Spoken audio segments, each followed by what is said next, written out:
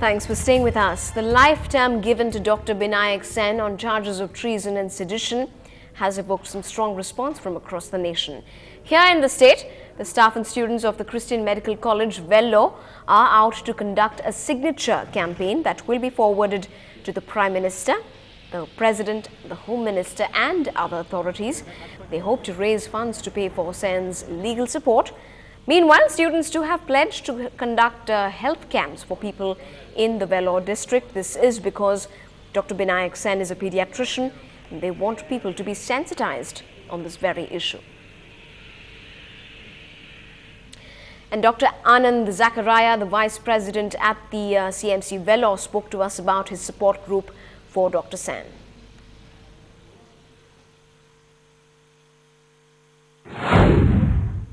Binayak Sen is, as a professional colleague, is not just a pediatrician.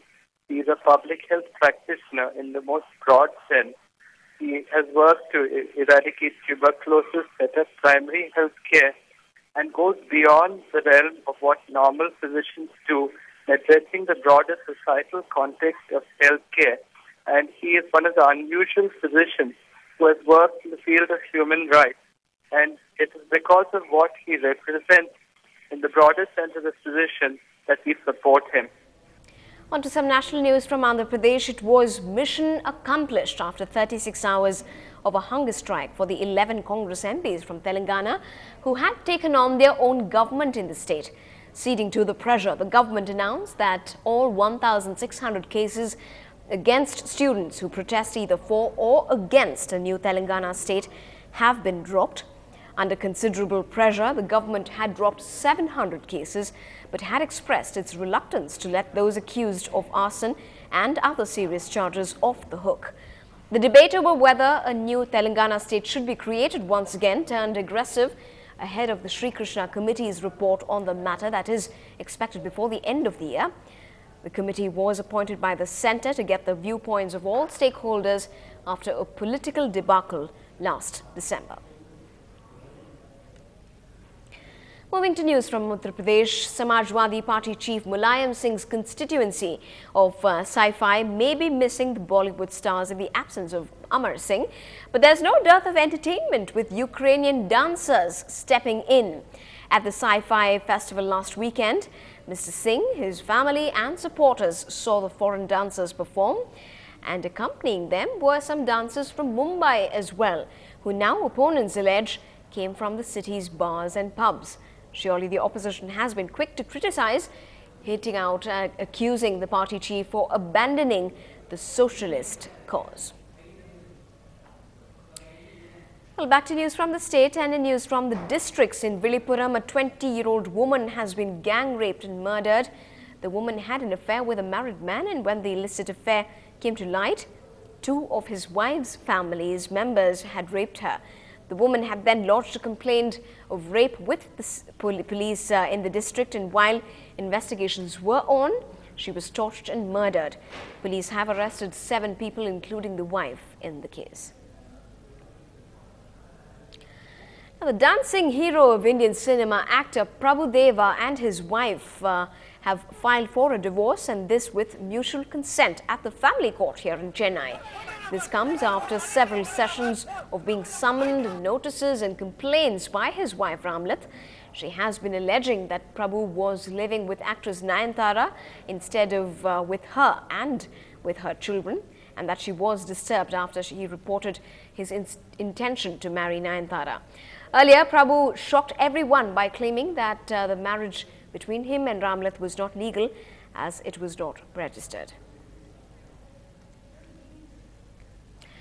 Now, moving on in an exclusive conversation with NDTV Hindu, the chairman of Force India and Royal Challengers Bangalore, Dr. Vijay Mallya, spoke about Chennai boy Karan Chandok's chances at a competitive Force India season and the Royal Challengers auction list. Here's that exclusive interview.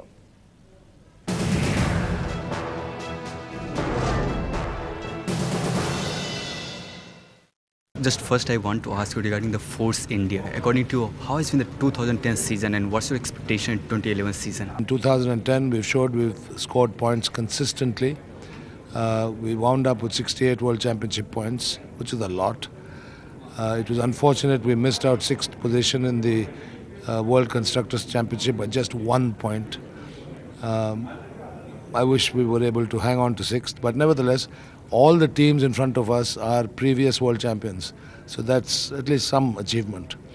In 2011, the way the car is going, the way it's being designed, there are a lot of technical changes.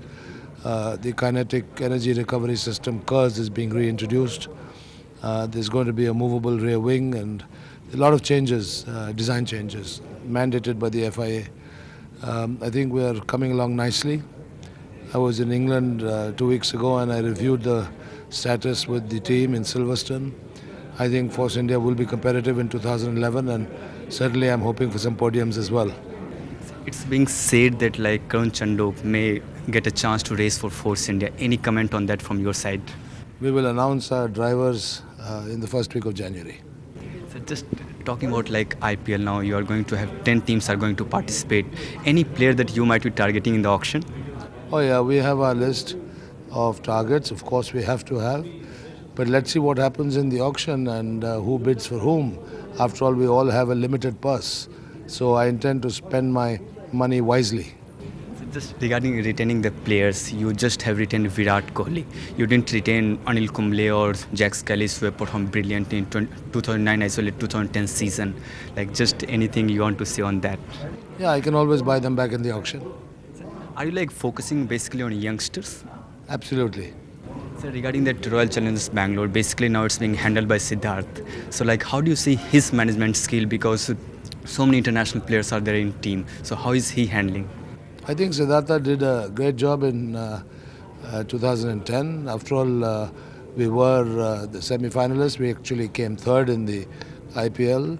And then we were in the semi-finals of the Champions League as well. So I think he did well. So for Vijay Mallya, Royal Challengers or Force India, which comes first? They are all my babies. Up ahead on the bulletin, from running shoes to the high heels, a village-bred champion makes her 70mm debut.